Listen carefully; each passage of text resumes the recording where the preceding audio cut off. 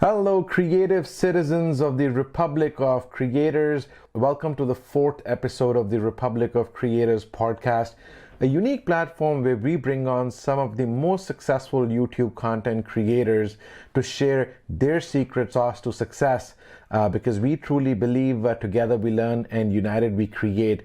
Guys, today it's a very exciting episode. I have somebody that when I looked at this person and what he's doing today, starting from where he was on his YouTube journey, I was really inspired to get him on this podcast. So not only you guys can learn from the things that he did right, the mistakes that he did, so we can learn from it, but then also I can apply that onto my YouTube channel and my business, so I can grow and do YouTube full time as well. The person that we have today with us, he is an internet marketer, YouTuber, instructor. He's an ex-pro dancer and an agency owner. He started posting dance videos on his YouTube channel roughly a decade ago, and today he is a millionaire serial entrepreneur. Welcome, Adrian Brambila. Adrian, how are you doing today? Hey, we're doing good. I'm just super excited that you had me on here. We've been all quarantined, kind of bundled up, so it's nice to see a new face and someone who is also hustling and crushing it. And man, I right before this call, you were so passionate and excited about this new audience and channel, and I'm super stoked to be on it. And man, let's just get into it and give as much value as we can for anyone that tunes in. Yeah, no, thank you, Adrian. And people that are listening to this podcast, Adrian and I had a good 20-minute chat just before we started recording. And some of the stuff that he was saying, I mean, it definitely went over my head because it's something I've never been into, but it's so much gold information that I would want each one of you, if you have any doubts, reach out to Adrian, ask him what he meant by that. But I think if you just kind of like listen to this podcast, and really try to deep understand what he means, this could be something that you can apply in your business and make a living out of your YouTube. Why don't we just start with you introducing yourself a little bit better? Can you just give us an idea on how it all started, how it all Sure. began? Absolutely. It was about 10 years ago I posted my very first video on YouTube, which was a dance tutorial. Now, how I became a dancer is a little interesting because just 2 years prior, I just started learning. I was 19 or 18 years old, and something crazy happened just after 2 years of dancing. T-Pain had an open call audition that he opened up to the internet. So you could submit a dance video from anywhere, no matter what experience you had. I submitted it, not thinking anything was going to happen because I was literally a living room dancer. I ended up making it to the audition and then making it as one of his dancers. So after 2 years of dancing, I was boom from living room dancer to a professional dancer, backup dancer for T-Pain. The T-Pain experience and tour, so this was like in my junior year in college, was very short-lived. It lasted like a year and a half, and then it was over. And it was awesome. It was a crazy experience. But what's funny is the reason why I started dance was to not basically party or drink alcohol in college. And the tour experience as a dancer was like, oh my gosh, it was so bad. So I just knew it wasn't not the right environment for me. But there was a moment during tour that changed, I feel like changed my life. And T-Pain released a song right in front of our eyes. He was always releasing songs. He was actually quite the entrepreneur. He created like auto tune and stuff. But he released a song in front of our eyes. It was in B96 Chicago Summer Bash, and in 10 minutes he had 1 million downloads. In other words, I just watched this guy make like $1 million in 10 minutes. So it was that moment that I was like, oh my God, like the power of the internet, creating an audience, roaring fans, where you could literally just click a button and you have 1 million people saying, yes, here's some money. I would love whatever you're creating. I've never even heard it before, but I want it. That I think put this idea in my head that it's possible to do that. And so when tour ended, it was basically 10 years ago. That is when I uploaded my first video with the aspirations that I could somehow, someday, do the same. Maybe not $10 million in, or $1 million in 10 minutes, but create an audience, deliver value, build true fans where they watch everything, they buy whatever. They always are asking, who you are. Like, that's possible. If this guy could do it, who had no college education, he just put himself out there, then I could do it too. So, fast forwarding a little bit, the YouTube journey was not as romantic as T-Pain's climb to success. I think the first 6 months, I had posted a video every single week, and I had maybe a few subscribers. The most strongest subscriber was my mom, so she was watching all my videos. So I always give a shout out to Kudos my to mom. mom. Yeah. Yeah, kudos to moms out Shout there. out to mom. Yeah. Yeah. Absolutely. So maybe after a year and a half of my very first upload, I had now 10,000 subscribers or around, and I had zero money. I was working at a call center, and I was doing this totally on the side. My salary at the time was like around $27,000 a year, and I was basically scraping by, starving artists. But a subscriber of mine was like, Adrian, I love your dance tutorials, but could you please make a premium tutorial like that's more in depth? And I was like, okay, I'll do it. So I worked on it for a couple months, and that was my very first tutorial. I actually created 4 of them, 4 60-minute tutorials, each one $25 a pop. And I posted a video say, hey, my tutorials, if you want to buy this, they're now available. And it seemed like it came overnight, but within a few days after that video, I had $1,000 in sales, 1,000, barely 1,000. So it was like struggle, a year, a little over a year and a half. And then I created a product, and boom, there it was, $1,000. And it like totally was like, wow, I can't believe it's possible. Because I thought naively that the only way to monetize was through AdSense. So like, it was like, I think my CPM, or the cost per 1,000 impressions, which is how YouTube basically measures to pay you based on your niche. Man, it was like probably $2. So it's like, man, I don't even know if there's enough people that want to learn how to dance the robot, which was my niche. So when I created this product, it definitely opened my eyes to like, wow, like this is how you monetize. You have to create something of value that people want. And what I didn't know at the time is like I was creating content for free without an idea of how to monetize, but I had done what actually is the best advice, which is start with delivering value and build a tribe. Now, the one thing if I could go back in time, I would say I wish I was collecting emails from day one, because then I would have this massive email list, because like, all the algorithms change for all social media platforms. So when I post a video, it doesn't reach 100% of them, but I digress. What happened after that is kind of what gets me to where I am today. Is I tried to scale my dance tutorial, meaning I was posting organically on YouTube, but I heard about this thing of you could run YouTube ads and Google ads and try to sell or get people to click on the ad and go to your website and hopefully buy something. So I tried doing that. Now, again, I was only making $27,000 a year. So my budget was literally the most I could afford, which was $100 a week, spending money on ads. And guess how good it was? Actually, it was awful. I felt like I was just the little money I had, like Google was like, I'll take some more, please. I'll take some more. But I literally, I said this before the call, I'm not embarrassed about this. It took me 2 years to make my first sale that I could attribute to the ad. Like, that's a long time of trying to learn.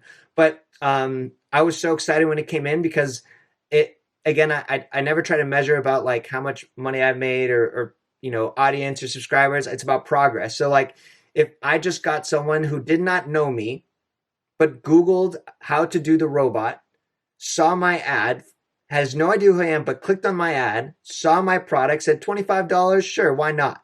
And they bought it. And that whole entire experience of like, I have no idea who Adrian is, but here's $25. From the time they saw the ad to purchase was probably 5 minutes. So like, it took me 2 years to figure that out, but I got it. So that means I could do it again. Hopefully it wouldn't take 2 years, and it didn't. Yeah. But so today, I mean, this is a big leap. I'm sure we're going to get into things, but today, I feel like I've mastered the game of running ads, and I run ads for myself, for other businesses. I generate thousands of leads every single day. I spend personally upwards of $2,000 a day across Instagram, Facebook, YouTube. And actually, I hired my dad 6 months ago because I'm now an affiliate, which is basically a way you can sell other companies' products for over 200 companies. And his entire job is to manage cash flow, and basically, because I have all these payments coming in every single day of attributing who paid, who hasn't paid. And all that combined makes an average of $50,000 per month. So it's we skipped a lot there, but the ability that got me here goes back to my first YouTube video and my first subscriber who's like, hey, like you should make something, and then trying to run an ad for that. And I'm basically doing that like a mad scientist now. Yeah, I hope that that individual is getting her or his royalty cut on those $50,000, eh? Oh my God. One of my friends who inspired me to make my YouTube channel, I still pay that person like a percentage of whatever income I make from my ad revenue. It's very little, but then the one time I paid him $100, he was actually really happy. So that's so cool. So yeah, no, but I mean, Adrian, what an inspiring story that is, to be able to, get inspired from the first sale you were able to do, even though it took you 2 years to do it, and then to have a belief that if this can happen, I can multifold it, and maybe, I can generate a bigger revenue because I see that I'm providing some kind of value, and then now being able to, have your family help you in this as well. So what you are doing today is something that, a lot of us YouTube content creators or other creators are always, aspiring to do, because ad revenue for all of us is not cutting the game. So, we got to find out alternate ways of making money as well. Let's just talk about a little bit on the monetization, because you started talking about it. So I want to just dig a little bit deeper. We understand, you were posting dance videos, somebody inspired you to make a little course, and you sold some courses, you made some money from there. Can you sort of and again, you don't have to go into the details, but can you help us a little bit with how did you get to the $50,000 a month part? And maybe while you're talking about how you did it, can you also maybe sort of at the same time help someone who's starting out right now, who has started to gain a little bit of YouTube following, or even if they just want to do some online business, can you sort of relate it to us as well as to how can we begin now and what we can be doing in the next 12 months to start generating some income like yourself?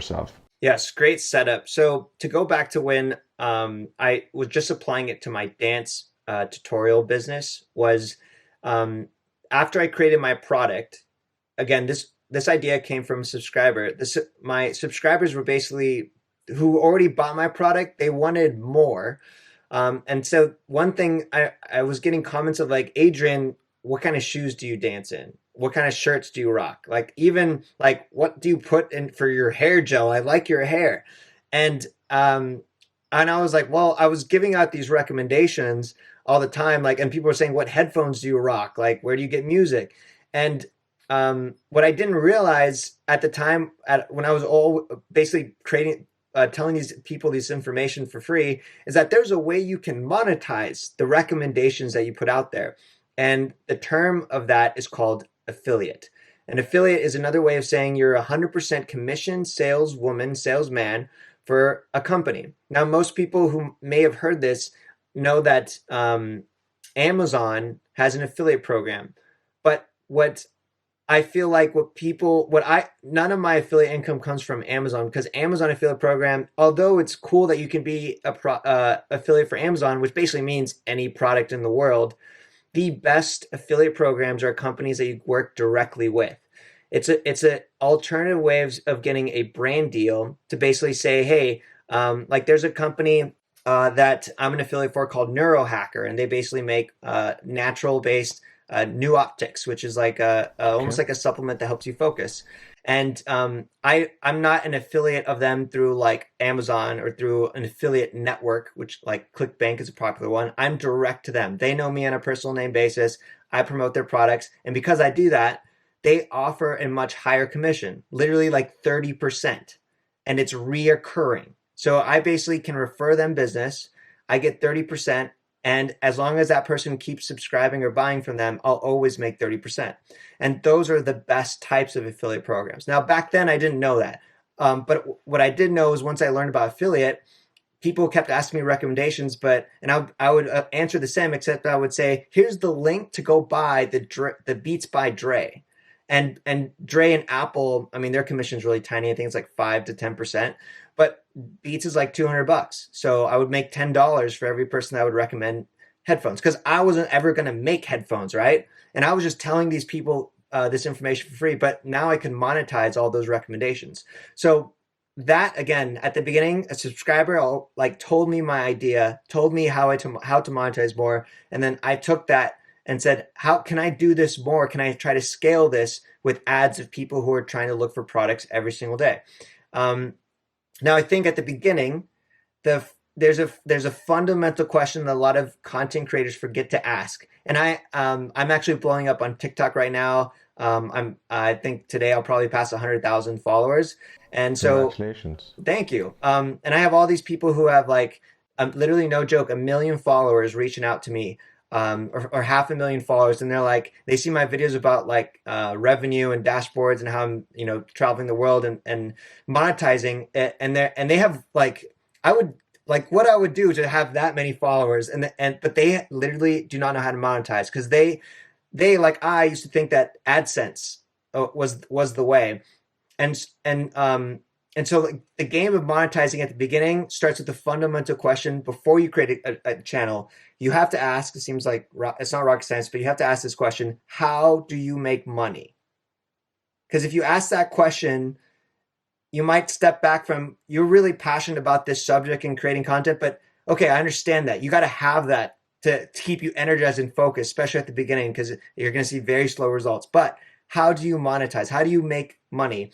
And if you just think about that, usually you're going to gravitate to a few things. Like most people gravitate towards like, well, I'm going to get sponsorships and AdSense. Okay, yes.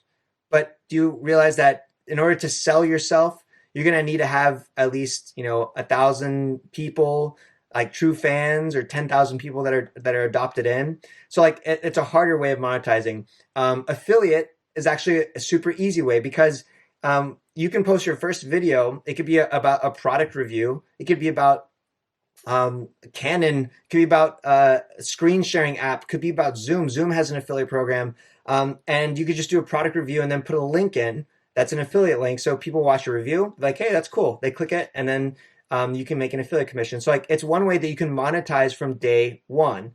And then I think the other thing, if you can't figure out how to monetize, because sometimes that is a hard question to really dig in, for sure you should at least ask this question and come up with an answer, which is, how do I capture a lead off of YouTube or off of Instagram or TikTok? Because that is how you truly build a business that can be monetized. Because you may only have 500 subscribers on YouTube, but if you have 2,000 emails, you already that's powerful. Like 2,000 emails of the right qualified person, knowing they signed up for something that ties them all interested together, and you can send one email and you can drive hundreds of clicks, and people could buy stuff. Like, so you can monetize off that. No joke, I just opened up one-on-one coaching yesterday, because quarantined, I'm not going to be traveling anytime soon. And I shot an email off. I just created my personal brand that's now business, not dance, 3 months ago. So I have around 3,300 emails. So basically 1,000 emails a month so far. I shot off that email, and boom, I had 25 this morning so far, 25 people that filled out an interview to see if they would qualify for a one-on-one interview. And that one-on-one coaching is $2,000 a month. So again, just to have a couple of those land is the power of an email list, where it's just amazing to build and capture the lead. So you're starting out, 2 questions you have to ask. How do I capture a lead off of YouTube? And then how do I make money? How do I monetize? One tip I'll give you is create something of value that's worth the trade of an email, right? Something of value. Top tips, top recommendations, exclusive content that's not public. Something that someone says, dude, all I gotta do is give my email, I'm gonna get all this done. No, absolutely. I think we all have our favorite YouTubers or content creators that offer their private content or special content only through their email list. So I have subscribed to a few of them, so I can see why somebody would not be hesitant to just go ahead and give your email if they want more of your content, especially the special one that you would just keep it private. Tell me this, Adrian. You talked about making money off of affiliate, being a really good way of monetizing your audience. How do you decide what to sell to your audience? Like what kind of affiliate programs you should get into? Like, how do you decide? And I think sometimes it's easy, like if you have a camera channel, obviously you're going to reach out to camera companies and companies that offer sort of similar solutions. But do you recommend that but can you still give us some tips on how can somebody that's starting out can just sort of like come up with the companies that they should reach out to, and then what's the best approach to reach out to those companies to get into the affiliate programs? Awesome. So the first question about how do you know how to sell, how do you know if this is a good affiliate program or a good offer? I'm going to answer that. And on this time, I'll be a little bit nerdy and we'll go below the surface. So I have a specific philosophy that I think I can say I created. It's called the 100 QC test, which means 100 qualified clicks. Another non-nerdy way to say 100 qualified people. So this is the way how I measure if something is going to have success or not. And essentially, I'll have the offer. It could be an affiliate offer. It could be my own product. It could be just an idea. And I need to drive 100 clicks of the right person who I think would be interested in whatever this offer is.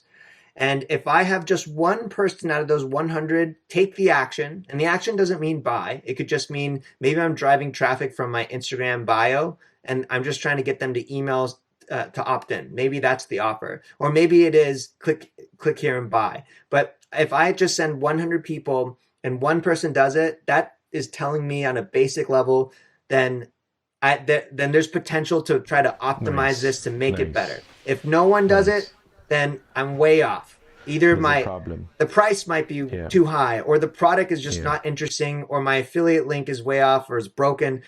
That's just my measurement. See, right today, through my I also own a marketing agency with a staff of 15 people, and then I basically have my business, which is a conglomerate of dozens of brands, including my YouTube channels.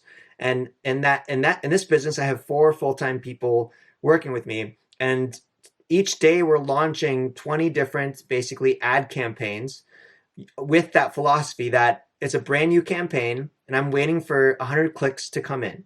And based on those 100 clicks, we're gonna decide if nope, we're not off, or we're really off, or it has some legs. And the cost to bring that little test of 100 people, it ranges between $20 and $50. And I'm just giving a generalization across running ads on YouTube, Instagram, Facebook. But basically between $20 and $50, I can validate my idea if it's good enough to optimize.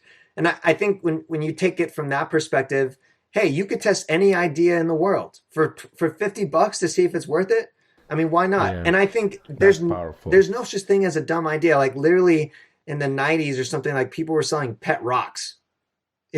So if you could sell pet rocks and make a crushing, like there's no such thing as a bad idea. So to be able to test it though by paying for ads, and I think Google's really easy and YouTube's really easy to explain versus trying to run an ad on Instagram, Facebook for the first time. But running an ad on Google or YouTube is very logical. If you're going to sell a microphone for your camera as an affiliate or it's your own company, someone literally goes into Google and YouTube says, what's the best microphone for my camera? So that's the ad. You should run an ad when someone searches that. It's that simple.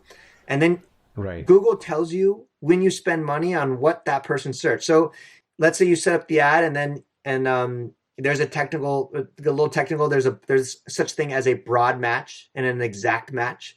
Exact match means when you target someone, it has to be those words exactly in that order. A broad match means Google's going to take the liberty to say, I think this someone is also kind of the same search, but it's really not. So let's say you're targeting the camera microphone and then a day goes by, you spent $1 and you got 1 click. You go to Google and it says someone was looking for a microphone, but it wasn't for a camera, it was for a laptop. So someone typed in laptop microphone. So remember the test is 100 qualified clicks. So the laptop microphone does not count as a click because that's not what you're looking for. So then you got to change and get 100 clicks. So that's kind of a more technical answer, but that is my philosophy of testing any idea to get 100 qualified people, and then making obviously to scale up from there it requires a lot of work, but that's it. 100 qualified people to test any idea. Makes a lot of sense.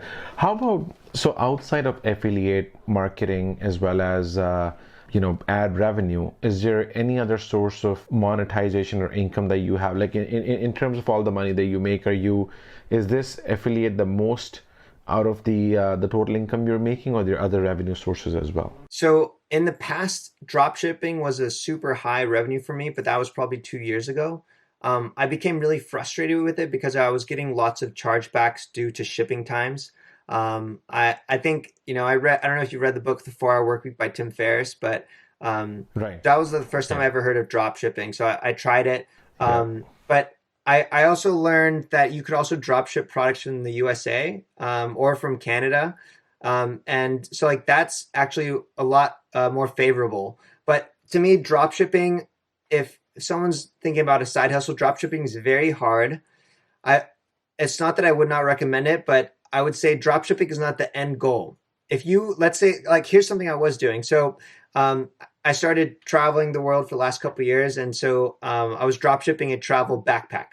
So it and the backpack, the stages of what you want to do. So your drop shipping is just another way for you to test an idea to see if your audience would like a backpack from you.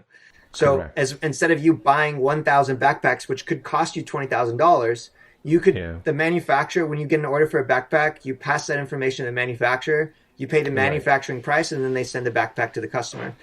But that's only to test your idea.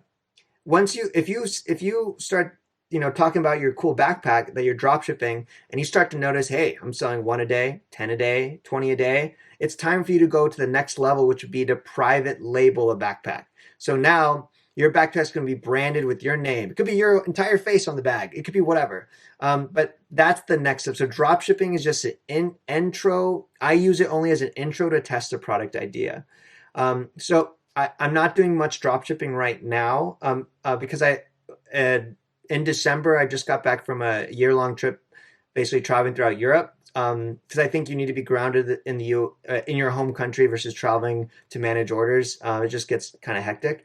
But on top of affiliate marketing, digital products are massive.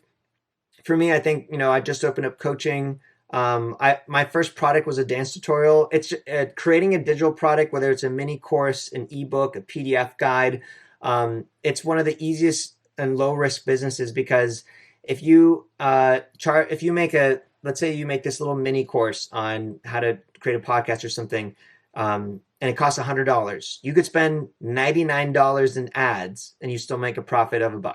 So obviously it's not what you want, but it's awesome that you could do that. You could spend money to acquire customers Absolutely. at that rate. Yeah, no.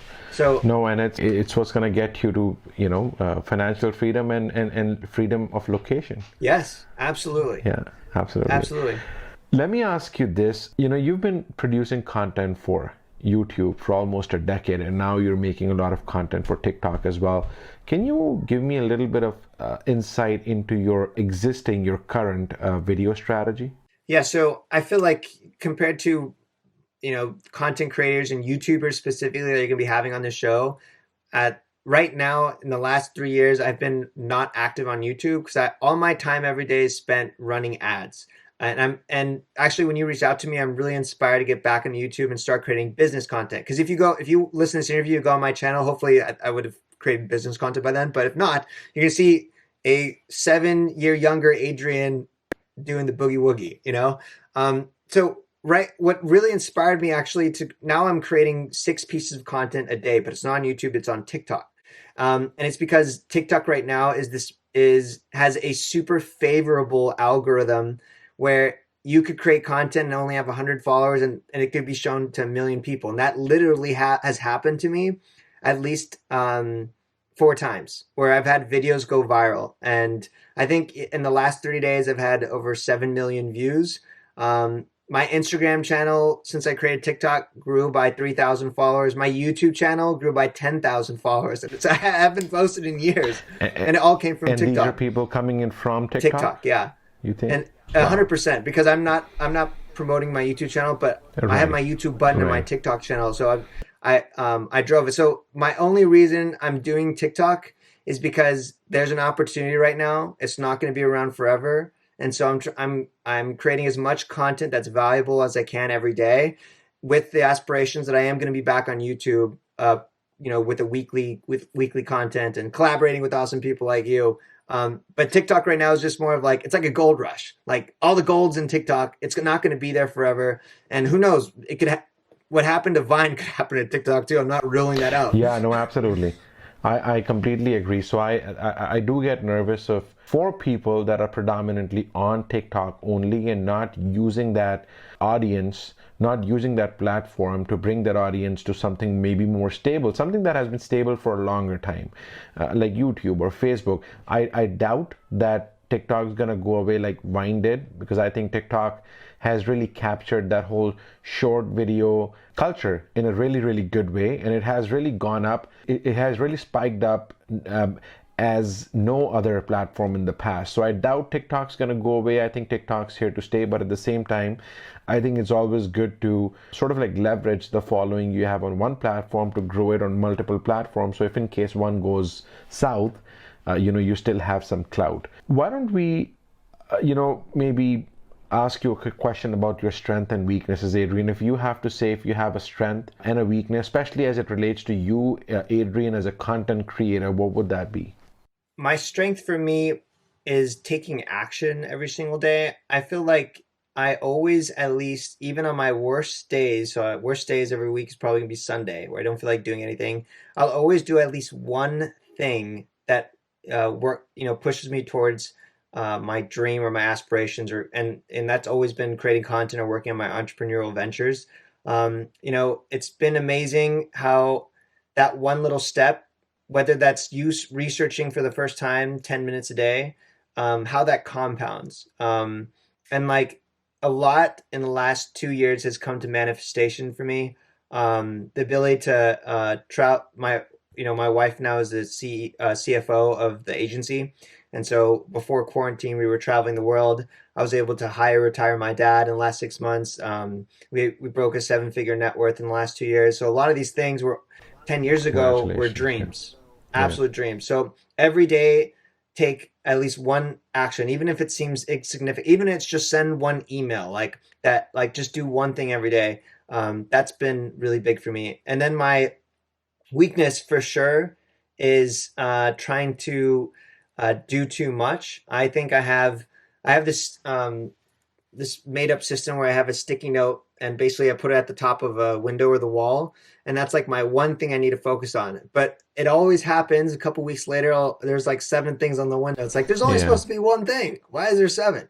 So that happens to me, but I'm continually to try to get better at delegating and outsourcing. And these are things at the beginning of my YouTube channel I did not do. I did it all. You think you have to, but then you have to get to a point where you need to ask yourself, when you spend time doing this activity, like what's the most profitable thing for you? If that's how you want to measure, it may not be that for you. Profit and money is not everyone's aspirations with content, but for me, I'm definitely more business savvy. So like for me, I was doing everything and I realized I make the most money the more time I spend behind the dashboard of ads for Google, YouTube, Instagram, and Facebook. Any other things I do is great, but when I'm behind that, I'm tweaking, I'm optimizing, I'm testing, I'm seeing money come in, I'm seeing money go out. So like before I realized that, there'd be weeks I wouldn't even see the ads dashboards, and then when I figure like that's what I need to spend my time doing, I still today try to outsource everything, so I spend as much time in ads dashboards. But now my priorities are shifting where I have cash flow. That's something I've that's 2 years new. The majority of my time has been grind. But now there's $30,000 to $40,000 profit coming in. So it's like I have all this money. Now is the time I gotta invest that back into creating content and go all out. Because I think if you don't have that purpose or reason why, like money is just money. Again, I'm very grateful to be where I'm at. It's helped me scale, and I see the effects of being more generous, and my wife and I, traveling, the aspirations, we're donating, and then having family be a part. It's a dream. But now it's time to share and create that content and go back to how I got here, which was creating content. So going back there, but I think wherever you're at, whatever stage you're at, I think that's something to focus on is like what's the one thing that you should be focusing the most your time in, because I think all of us kind of suffer from trying to do it all. Yeah, no, that is so cool. That is so cool. Absolutely. If you could go back, Adrian, maybe, if you could go back 10 years from now and you could give yourself one advice to that may have changed anything around your video content strategy that you've had for the last 10 years, what would that advice be? I think the advice would be to not care about what people say about you negatively. At the beginning, I did not have the hater muscle, which I call it, which is a muscle you build a tolerance to negative comments. So I've never been the best dancer in the world, or the best looking, or right, there's a lot of those things I'm not. And so people would like rip me apart in my dance videos, for all kinds of reasons. And none of them were valid. But I took them personally at the beginning, and that was very, very hard. So I think now, like, I laugh. Now they like, I laugh. It's and they don't bother me. What's funny is on TikTok right now, I'm getting 500 comments a day, and again the same, and I'm so used to it. And my wife grabbed my TikTok, and she was looking at the comments, and I could see the look in her face of stress, of like, I don't know how like you're not affected by what this person said about you. And so it's a muscle you build. So I wish, I wish this for everyone is to, when someone says something bad about you, to not spend any time on it. I spent too much time worrying about what other people think in the first couple years. Now, who cares? Yeah, no, I think with that you've answered another question of mine, which is how do you deal with haters? And I think that's an amazing strategy, which is to just ignore that and keep doing what you're doing and compare yourself with what compare yourself to yourself. Like if you think your video didn't your last video didn't do well, or your last 10 videos didn't do well, I would say it's stupid for you to just keep doing that and not analyzing what's going on with your content. But at the same time, you just gotta ignore what people say about your stuff. And very recently I read somewhere which is hate chases success. Yeah. I think that's what it meant. Like, the more successful you are, Yeah. the more haters you will have, and the more haters you have, that means the more successful you are. Definitely. So with that I was like, man, I don't even get like 2 haters a day. I gotta like improve my hate game. I can comment some hate on your post if you want. Yeah, please do so. Get some of your haters to me as well. Tell me this, Adrian. What is the one thing that you love the most doing around your content, and what's the one thing that you absolutely don't like, that you just outsource right away? Your question reminds me of a story that I'll never forget. And if I never did anything successful, this is the one thing I could walk away with when I die, which is, there was this girl who was, she was from Hawaii, and she was depressed. She was thinking of actually taking her life. So I don't know why, but she found one of my dance tutorials. She started learning. She thought I was goofy, which I am, dorky, which I am. And she reached out to me maybe after a few months of watching my videos, and she told me that it was this long, long YouTube message. Do they still have YouTube messages? I don't even know. The long YouTube message. Mm-hmm. And she basically said how like her story of like she just hated her life. She didn't like her body. But then she started dancing, and then she found this outlet of learning how to dance popping and robot, and she ended up going to college, and I kind of lost touch with her in the last couple of years, but I mean, I'll never forget her story. Like that content, you never know who's going to watch it, what position they're in, how it can affect them, even if you think you're not doing anything life-changing. But like, I didn't think I was making like, here's how to do an arm wave, but that changed that girl in a way that I'll never forget. And I have all these stories of now, because I've been creating dance videos that was 10 years ago, of like kids who, they now went to college, or like so many kids who like were the shy guy, and then they were in the circle at prom, like all that cool stuff. And that's like the best part of creating content, is how it affects people in a really cool way. And now I am seeing that aspirations again of now teaching people about entrepreneurship and online business and side hustles, and it's cool to watch them grow. People are I have, since I launched I have an intro course. I really made it from all this TikTok audience. I've had over 700 people sign up for it, and all these people are now they're a couple months in, because I just released it a couple months ago, and people are already starting to see results. Some people aren't trying to like make $1 million. Some people are just like, hey, this is something my son and I can do as a hobby. or like other a couple who's selling candles on Etsy. And then there are some people who are actually like, hey, dude, I just made $500. You have no idea how much that means to me. Right. So like that's I love that's the best part. The best part. Yeah. Um, Yeah. I think I mean the one thing I wish I could outsource but I can't is engagement because it is taxing. You know, this is something. This is what's called a good problem as a YouTuber. When you wake up and you have that 99 plus notification on, and there's too many comments for you to respond to, and it's a blessing and it's a curse at the same time because you feel like you can't. Well, at the beginning, when you knew everyone by name and you were commenting and responding, and you felt like you had this tight knit community, you can't have that forever. It's really really hard to. The only person I know who's like probably doesn't sleep is like Gary Vaynerchuk because he's like he does respond to everyone. I'm like, bro, I don't know how you do it, and that's something that I can't outsource because I feel like that's basically giving my voice to someone else, and it's just a predicament. But again, a first world problem. Everyone that's tuning in, you're going to create content. You're probably going to have the same problem one day, and you can laugh at it. Yeah, no, absolutely. And with that, I want to ask you another question, Adrian, which is, you know, all these apps and tools are there to help us speed up our process, on YouTube, whether it's editing or whether it's sharing content, whether it's creating content. You just talked about how inundating it could get if you have a lot of messages on YouTube, and it's just impossible for you to respond to all of them. I personally use a tool called TubeBuddy, and I have some canned responses there. A lot of my comments are very similar in nature, so I just copy paste a canned comment. But again, I just don't paste it. I make some changes to it before I click submit. But do you also use any apps or any tools to help you create content that sort of like speed up your games?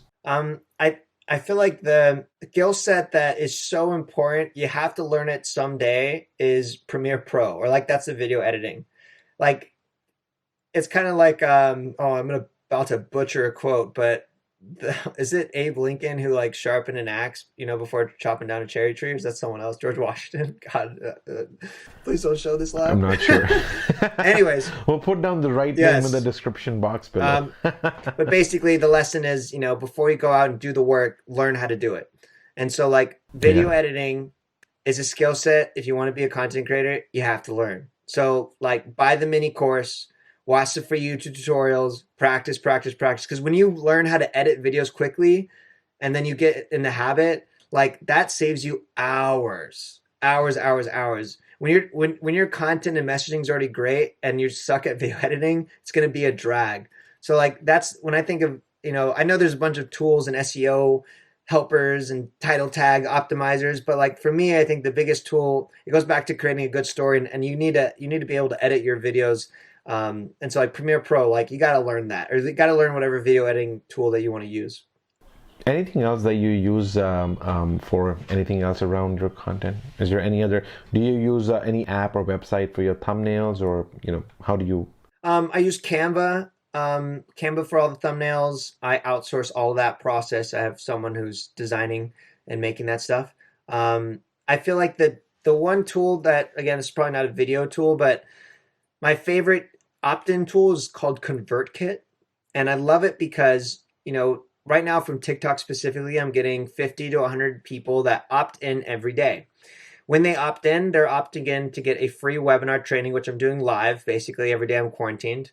And then after they watch the webinar, they either have the option of buying my course or not. If they don't, this is all automated. Every day for the next week, they're going to get an email for like a free email course. And based on the actions they do or do not take, well, lets them know what the receiving message is going to be.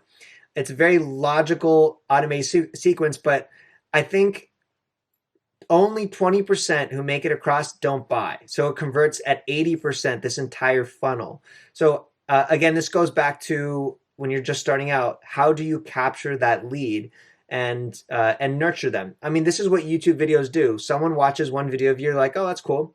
They watch a second, third, and by the 20th video, they're like, dude, I really love this guy. I like this girl. Absolutely. But you can also do that in email in a very automated and structured way. On YouTube, you kind of can't control what order they see things. On email, you could be like, hey, this next 7 days, here's a welcome series. and you're going to learn these 7 things in this order. So you have a lot more control. So like every day I'm getting those 500, 100 emails, and I know that I'm in control of their entire user experience for the next week at least. Amazing.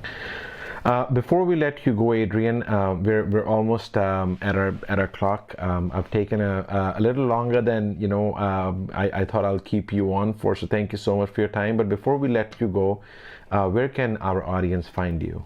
Yes. Well, I think for sure, AdrianBrambila.com. I'm blogging there. I have my courses there.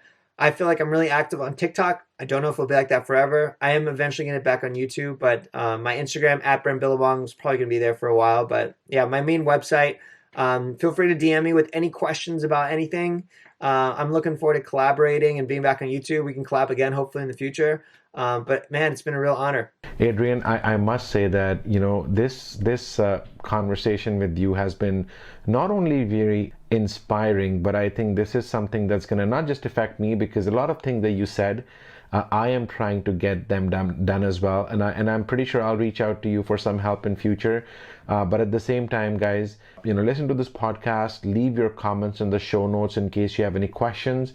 We also have a YouTube channel, which is Republic of Creators. Parts of this podcast will also be posted on the YouTube channel. Leave a comment there if there's anything that you'd like me to ask Adrian for you, or you'd like us to get him again on our podcast. Maybe just diving down into the money side of the whole YouTube game. I'm sure like he's such an awesome person, he'll probably not say no. But again, Adrian, thank you so much for taking the time to come and speak with us today. I know you're very busy.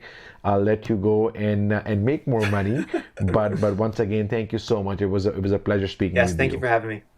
Thank you. And with that, we've come to the end of our 4th Republic of Creators podcast. Thank you for listening, and see you in the next podcast.